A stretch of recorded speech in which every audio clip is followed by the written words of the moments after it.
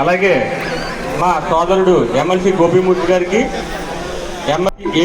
APC Shyam Sundar గారికి, అలాగే ఉండి మార్కెట్ యార్డ్ చైర్మన్ నాగరాజు గారికి, మా డివైఓ రమేష్ గారికి, state factory chairman Sai Srinivas గారికి, అలాగే పిఆర్టీయూ రాష్ట్ర అధ్యక్షులు ఎం కృష్ణయ్య గారికి, PRTU MLC BV Mohan Reddy గారికి, మాజీ ఎమ్మెల్సీ బివి మోహన్ రెడ్డి గారికి, పిఆర్టీయూ జిల్లా జనరల్ సెక్రటరీ శ్రీనివాస్ గారికి, పిఆర్టీయూ ఏలూరు ప్రెసిడెంట్ పోల ఆంజనేయులు గారికి, ఏపీటీఎఫ్ 1938 రమణ గారికి, ఏపీటీఎఫ్ మా సోదరుడు సరే చెప్పండి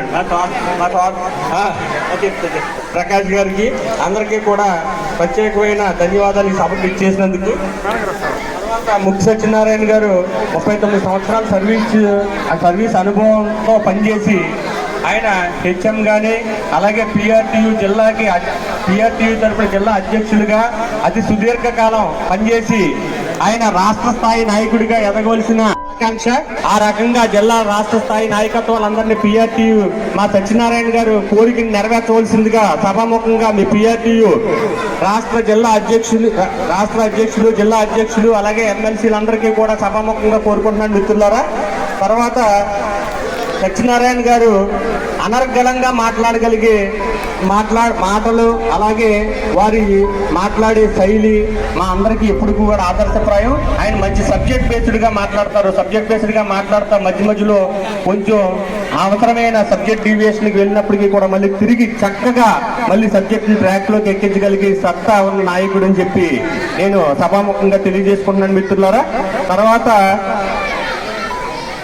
ఇంటి పేరు ముక్కు సత్యనారాయణ గారి ఇంటి పేరు ఇందాక చాలా మంది చాలా రకాలుగా చెప్పారు. ఆయన ముక్కు సూటి మనిషి. అధికారులతో మాట్లాడిన ఏదైనా విషయం మీద కానీ సబ్జెక్టు మీద కానీ పదునైన బాట ఆయనదని చెప్పి సభాముఖంగా మీకు తెలియజేసుకుంటున్నాను మిత్రులారా. మీ బాటను మేము ఎప్పుడు యూనియన్లు వేరైనా ఆదర్శప్రాయంగా తీసుకుంటామని చెప్పి సభాముఖంగా సత్యనారాయణ గారికి నేను తెలియజేస్తున్నాను మిత్రులారా.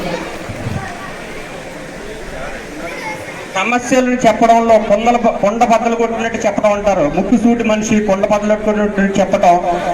అలాగే అధికారుల వద్ద కానీ ఎవరి దగ్గర అయినా కానీ సమస్యగా కరెక్ట్గా ప్రజెంట్